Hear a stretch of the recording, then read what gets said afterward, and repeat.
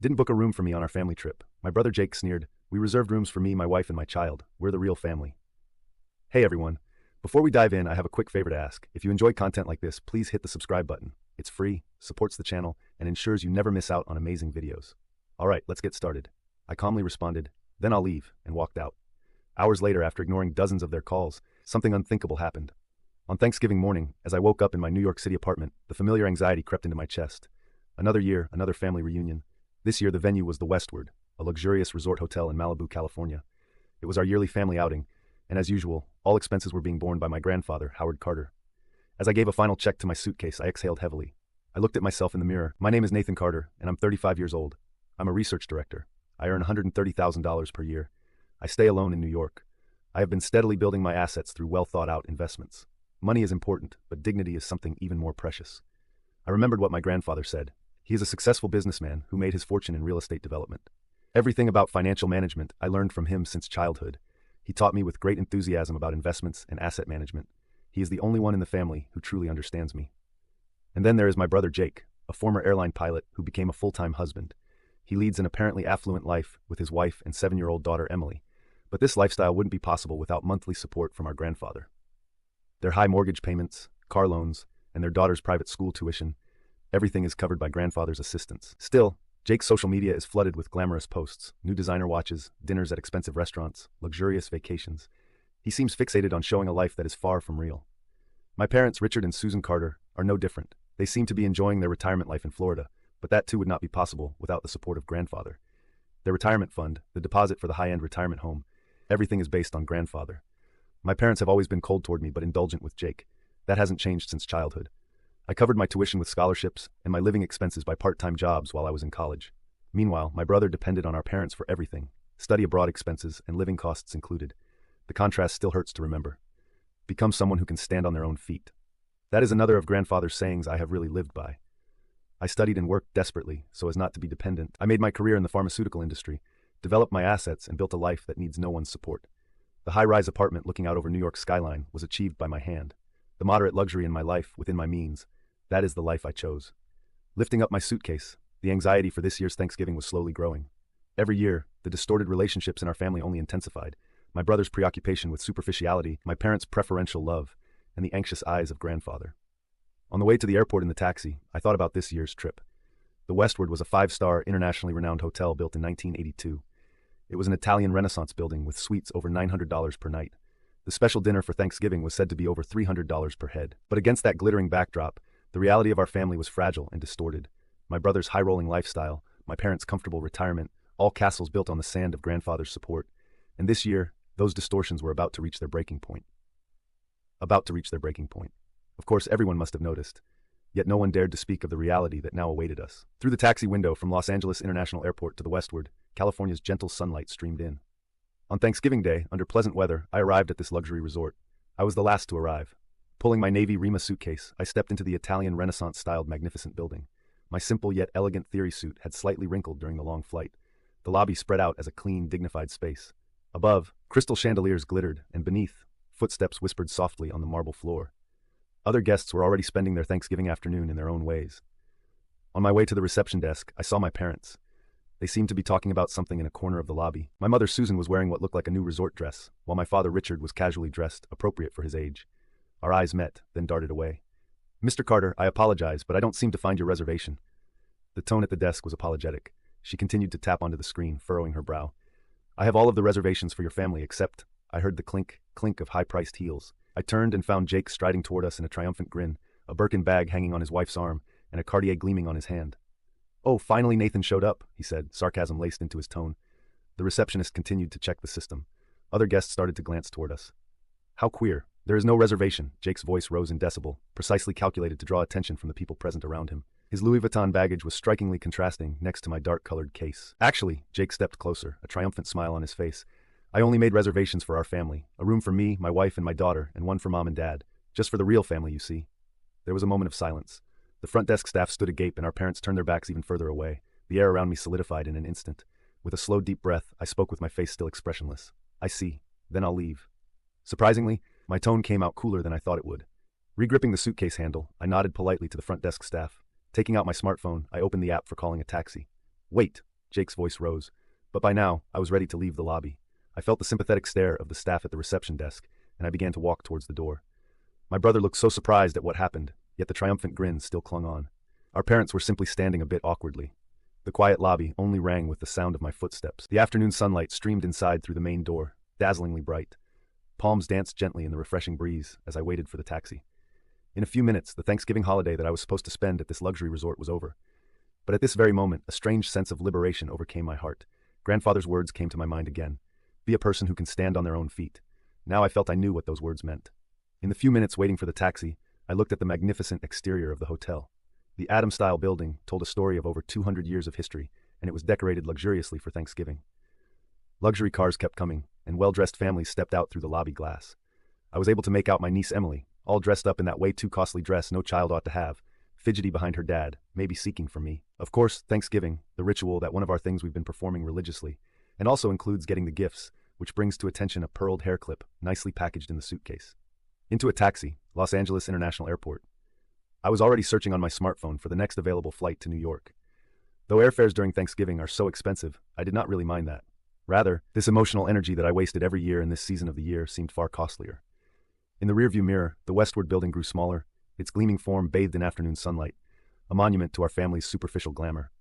And now the first crack had appeared in that facade. I couldn't predict what would happen next, but one thing was certain: there was no going back. The inside of the taxi was quiet, insulated from the cacophony outside. The air conditioning kept the temperature refreshingly cool, while the high-quality leather seats gradually eased the tension of the night. Outside the window, the particular resort scenery of Malibu flowed by, neatly lined palm trees, white luxury homes, and glimpses of the Pacific's sparkling surface. Views that would normally captivate me now felt strangely distant. I pulled out my smartphone and dialed my grandfather's number without hesitation. The ringtone stretched on longer than usual. Finally, he answered. "Nathan, what's wrong?" His voice carried its usual composure. "I have something to report." I began speaking in a matter-of-fact tone. I recounted what had happened at the hotel. No emotions, just facts. How my reservation had been missing, what Jake had said, how I had left, in sequence. I could hear the breathing on the other side start to get a little hoarse as grandfather listened to me. He was stifling his anger, but I didn't add words to provoke his sympathy. "I understand. Leave the rest to me." Grandfather's voice was low and heavy. In those few words lay an omen of things to come. Within minutes of hanging up, the calls began to flow in. First from Jake, over 10 missed calls within a quarter of an hour. Then a message. "Nathan, Emily wants to see you. She was looking forward to our annual Thanksgiving. Can't you think about a child's feelings? My friends come over for dinner tonight. I was planning on posting the perfect family Thanksgiving to Instagram. Do you know how embarrassing it is to explain this situation?" Jake's voice rose higher, hysterical. Between those calls, emails from our parents did start to trickle in. We could have put another room in, but then again, as Jake said, design the house around the real family. My mom's email expressed years of chills. "You are independent now, aren't you? If you can afford it, then why not have another room? With your salary, it shouldn't be a huge deal. What's the emotional high drama for then?" Another from my father went in for an even sharper edge. "Jake has a family, a wife, and a child. You do know that, don't you? Can't you just keep quiet and bear with it over Thanksgiving? That has always been the problem with you, thinking about no one but yourself and never the family." Next, my mother went on, portraying me as the bad guy. "We had plans for social network postings. We were going to take such nice pictures of you and Emily. Now it's all ruined." The feeling within my chest deepened with every message read. But by now, those were words heard since I could remember. My brother and I had been under this kind of discrimination. Then, as it neared the airport, the surging wave received new messages like, "Because you are selfish, Emily is crying." And also, though she was planning so long, she had longed to meet Uncle. In the end, he continued to use his daughter as a shield to the very end. All I could perceive behind it was vain pride. Then followed another of her sarcastic emails from Mother. "Poor Jake. If you knew how hard he tries to provide for Emily, you wouldn't be so heartless. Desperate as she is about Emily's future, you wouldn't understand, but children's education requires money." Yet at a time like this, I felt no need to reply. If anything, I was grateful that things had come into the open without too much effort on my part. Just before reaching the airport, an email from grandfather arrived. "I am proud of your decision. I know everything." A certain warmth welled up in my eyes as I read the message. However, this wasn't because of sadness, but because of quiet determination. A new chapter that had started and would grow big very fast. My smartphone kept on receiving incoming calls relentlessly. Worried messages from Jake attacked my screen. "Answer the phone right now." Then accusatory emails from my parents. "Your selfishness is tearing the family apart." But I had reached a place where no one's voice could reach me. Getting out of the taxi, I started to walk towards the international terminal. While booking my flight to New York, I felt a strange sense of freedom. This was the moment of being freed from the false, real family. About 30 minutes after boarding, an email from grandfather came in on the New York-bound plane. The recipients listed all the family members. "The following is my final decision to be announced," grandfather's email began, characteristically dignified as he was. Today on Thanksgiving, an incident occurred which badly wounded our family dignity. Cruel treatment of Nathan, injury to the name of the Carter family, and under no circumstance shall be tolerated. I hereby freeze immediately all financial support given to Richard, Susan, and Jake. Let me remind you that your respective high lifestyles depend on my support entirely. Those who have been blinded by their lives of vanity and pretentiousness and have forgotten what family is all about deserve no more such privilege. Just as I read that, my phone wouldn't stop ringing. It was Jake again. He must have been in deep need since he was trying to call in every now and then. Nathan, please answer the phone. Convince Grandpa. His voicemails marked his increasing desperation. Needless to say, his life would turn into a nightmare without that amount each month. All his lifestyle had been built on the basis of Grandfather's backing. Then came emails from my parents. The conceitedness was all gone, and the emails were pleadings of desperation. Nathan, this is about our retirement. Can you please talk to your grandfather again? The $150,000 deposit for our reserved luxury retirement home will get forfeited. Our medical insurance subsidies will stop. Their panic was unmistakable. The reality of their retirement security crumbling in an instant had finally hit them. Do something, Nathan. Listen, if it's you, won't he? For the first time, my mother's email contained unfamiliar words. I'm sorry for saying such terrible things earlier, but this is a family crisis. I quietly turned off my smartphone. Through the plane window, a vast sea of clouds stretched across the sky. The perfect family Thanksgiving photos posted every year on social media would not be uploaded this year. For Jake, that might be an even bigger blow than the financial impact. The plane flew steadily toward New York without turbulence. The guy next to me was deep in thought, scrolling through some Thanksgiving dinner recipes on his phone. This would have been the time I was presenting Emily with her gift in the lounge bar of a hotel. When I finally got home and onto my Wi-Fi network, my cell EXP loaded in notifications, over 100 unread messages, most of them from Jake. Their contents grew increasingly panicked. What am I supposed to do? I won't be able to pay the loans. What about Emily's school fees? Emails from my parents too had turned urgent. We might be deprived of getting back retirement home deposit. What to do? Can't sleep, overthinking about medical insurance. And the most tempting message, final notice from Grandfather, was sent to all in the family. This is something that cannot be undone. Consider this the consequence of your own doing. If you disagree with my decision, I will cut everything off immediately. I quietly read the messages coming in. Their condescending attitude from before was gone. Only desperation remained. I had never seen each family member's true self as vividly as in that moment. Putting my smartphone down, I made some tea in the kitchen. By this time, I should have been having their sumptuous Thanksgiving dinner, a $100 special course per person. I remembered that amount, and it brought a slight smile to my face. Every year, my brother's family updated their social media status with posts about this delectable dinner, but in fact, they were seldom able to even pay their month-on-month credit card debt. Another call received, this time from Jake's wife. She sounded a little panicked and confused. In her voice were quips about how her husband overspent, and their marriage also seemed to start developing cracks. Then the really desperate appeals started coming from my parents. The retirement home won't refund the $130,000 advance payment. Medical insurance will be self-paid from next month. Because of you, our retirement. Even in their begging, they continued to side with Jake, even as they blamed me. It was as though they had learned nothing. From the refrigerator, I extracted a lemon and dropped it into my tea. Tomorrow, the routine work awaited. New research data analysis at the pharmaceutical company. $150,000 salary annually, progressively invested investment trust, a sound foundation of life built through my own efforts. Out the window, New York's night view glimmered, quiet lights of high-rise buildings like stars of the city. Suddenly, my credit card statement came into mind, full amount payment per month, a luxury I could afford. Being poor, zero debt. And the saying by Grandfather, vanity is for people, savings are yours. In this city, my life was made through my own hard-earned fortune. As Grandfather always said, I had become a man who stands on his own 2 feet. And at that moment, I really felt that decision was correct. Incoming calls kept ringing from my smartphone, but they were voices I could no longer hear anymore. 2 weeks since Thanksgiving, early December, the first snow-clad New York pure white. Day after day plunged into work of new projects in the pharmaceutical company's lab. At the same time, my family's condition completely changed, while my routine remained unchanged day by day. Social media first provided the initial signs. Jake's Instagram, once updated almost daily, had gone dark. His last post was the day before Thanksgiving, a photo of an AES bag at an upscale restaurant, tagged with dream lifestyle. The caption, what a wonderful life. Now it sounded painfully ironic. Emails from my father were finally contrite. I'm reflecting on our years of extravagant living. We spoiled Jake too much, and we were cold to you. I'm sorry. Similar messages came from my mother. With their medical insurance subsidies cut off, they were finally realizing how much healthcare really costs. Our pension alone is nowhere near enough. I finally understand how luxuriously we were living. Jake's situation was even more serious. I got an unexpected call from his wife. I found hidden debts he kept secret. I'm in a state of shock. Looking at credit card bills, we can't afford this life anymore. With Grandfather's support suddenly cut off, their facade of affluence was rapidly crumbling. We're considering moving to a cheaper house, looking at public schools for Emily too. Jake cries every night. Her voice was filled with exhaustion and resignation. Even their marriage itself seemed to be in crisis. In contrast, my life remained peaceful. I worked from 9 a.m. to 7 p.m., and on weekends I would attend investment study groups, recheck my financial portfolio, and continue to live within reasonable means. Just the day before, I had been appointed team leader for a new research project, and my salary was bound to increase. Bit by bit, my investment operation was going without a hitch, and I didn't worry about the future. I had always harbored the notion that vanity brought only momentary satisfaction, but savings provided lifelong security. Now, with grandfather's words about their insecure retirement and Jake struggling with mounting debt, I simply went on to lead my ordinary life. Over the last 2 weeks, the desperate calls and emails had slowed to a trickle. Messages that had come in every day now were only coming once or twice a week, their tone changing from angry and in denial to quietly resigned. Jake's latest email was brief, but it spoke volumes.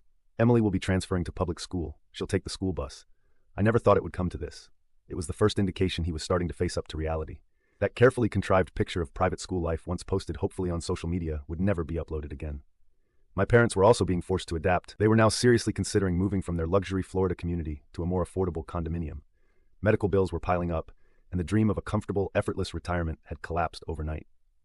An email from my father was unusually candid. We have lived with the wrong values for so many years. Yet if that realization would indeed change, then was a different matter altogether. One night, a short email from grandfather read, "Awakening to the truth of life sometimes brings pain, but it is necessary pain. Your decision gave them an important lesson." I didn't answer. I just saved the message. That night, while I stared at the New York City skyline, the stars twinkled between the skyscrapers. The city was still the same, always unflinching. So was the life that I had designed. 3 months went by since that Thanksgiving, and the early spores of spring began to sprout. Nothing in my life had changed. If anything, it had become more rewarding. The pharmaceutical research project I was leading was going well, and just last week I got word of another promotion. My salary was to increase to $190,000, and my investments continued to grow steadily. I had been standing at the window of my office, my eyes lost to the expanses of the surface of the Hudson. The sun threw a glow over everything, lending a soft newness to it all. The water shimmered. New piles of fresh research data weighed down on my desk, requiring my urgent attention. These were exciting moments. Any hour spent amidst books and writings pleased me. Days passed, and a package came from grandfather. Opening it, there was a single-strand pearl necklace inside. The card enclosed had only one line, in that beautiful flowing script he did so well. "True brilliance dwells in those who stand on their own feet."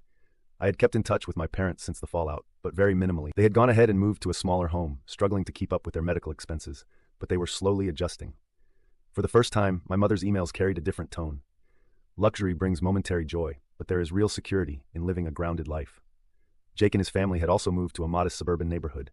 Emily had adjusted to public school and was now catching the bus to school every morning. Jake's once very active social media accounts had grown silent. In one of his few messages to me, he wrote, "It all seems so vain now, posting just to keep up appearances." Nowadays, for him, life was filled with struggles to keep up the credit card payments.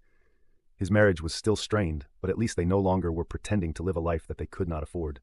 I had started setting new goals for myself, such as building a stronger career in pharmaceutical research and one day leading my own team.